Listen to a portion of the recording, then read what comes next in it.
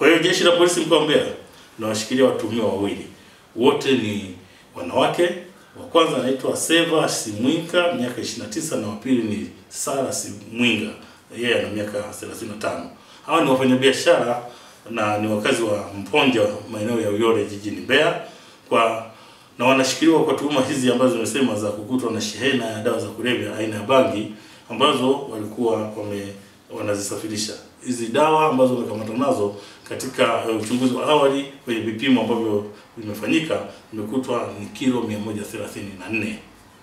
Watuhumiwa walikamatwa Mei tarehe 21 mwaka 2025 majira ya usiku katika operation maalum ambayo inaendelea kufanyika katika jiji letu la Mbeya pamoja na mkoa mzima kwa ujumla, na walikamatwa huko mtaa wa Mponja uliopo kata ya Uyole tarafa ya Iyunga jijini Mbeya. Watuhumiwa walikutwa wakiwa na magunia 4 na masanduku 4 yaliyokuwa yamesheheni hizo dawa za kulevya aina ya bangi, na walikuwa wamehifadhi ndani ya nyumba wanamoishi. Wakati huo jeshi la polisi kama nilivyosema liko kwenye operation maalum. Limeweza kumshikilia mtu mmoja anaitwa Billy Mtafya, huyu ana umri wa miaka 19. Huyu ni fundi magari na ni mkazi wa Uyole katika jiji la Mbeya. Na vile vile tumemkamata mtu mwingine ambaye anaitwa Joseph Nyarusi miaka 25. Huyu ni kondakta wa basi na ni mkazi wa Dodoma, wakiwa nao na dawa za kulevya aina ya bangi zenye uzito wa kilo 30. Watuhumiwa walikamatwa kati ya Mei 19 na 20 katika operation inayoendelea majira ya saa 2 za usiku katika kizuizi cha polisi kilichopo eneo la mpakani, yani kati ya mpaka wa Mbeya na Njombe.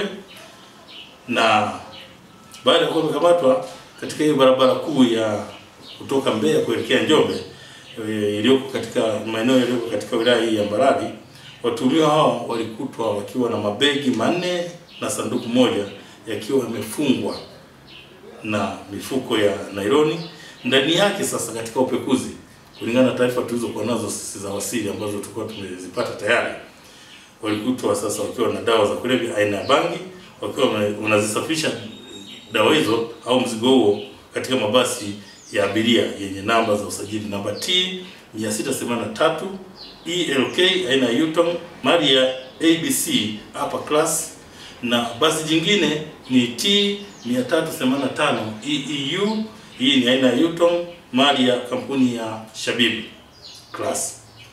Haya mabasi yote yalikuwa yanatoka Mbeya kuelekea Dar es Salaam. Jeshi la polisi mkoa wa Mbeya linatoa wito kwa baadhi ya wananchi wanaojihusisha na hii biashara ambayo ni biashara haramu ya dawa za kulevya, ni kwamba wito wetu sisi jeshi la polisi mkoa wa Mbeya ni kwamba waache mara moja, kwa sababu haina nafasi katika jamii, na jeshi la polisi liko makini katika kukabiliana na hao wote ambao wanajihusisha na madawa ya kulevya, kwa sababu yanakwenda kuathiri afya ya akili ya watu na mwisho tunakosa nguvu kazi.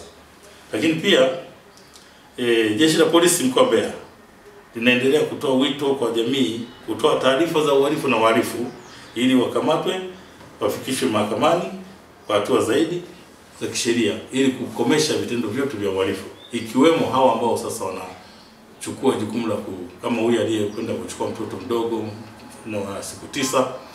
Kama ni swala la kishirikina, sisi nafikiri tumshauri. Inawezekana mganga huyu anamshauri vibaya, kwa sababu hakuna utajiri unaopatikana kwa kufanya vitendo kama hivyo. Na kama anataka utajiri, sisi jeshi la polisi tunashauri afike kwenye taasisi za kifedha, atapewa elimu na anaweza akafaidika na kupata faida kubwa. Lakini pia kama anataka mtoto, sisi jeshi la polisi pia tunatoa ushauri na tunawashauri watu waende watembelee hospitali zetu. Kuna hospitali ya Meta ya magonjwa ya kina mama, lakini pia kuna hospitali ya rufaa ya kanda ya Mbeya, na kuna hospitali ya rufaa ya mkoa. Kuna wataalamu wabobevu katika masuala mazima ya uzazi, wanaweza kumshauri mtu akapata mtoto kama alikuwa na nia hiyo. Lakini kama alikuwa na nia tofauti, pia sisi jeshi la polisi tunaendelea kuchunguza, na pindi tukipata uhakika ni nini kilichofanyika kwa huyu mtoto ambaye mpaka sasa hivi yuko hai na anaendelea kupatiwa matibabu kwenye hospitali ya mkoa, ili kujua afya yake ikoje na ameathirika kiasi gani alipokuwa nje ya mzazi wake aliyekuwa amemzaa, na kupata muda wa kuweza kumnyonyesha. Tutakapokuwa tumembaini huyo mtu, tutachukua hatua kali.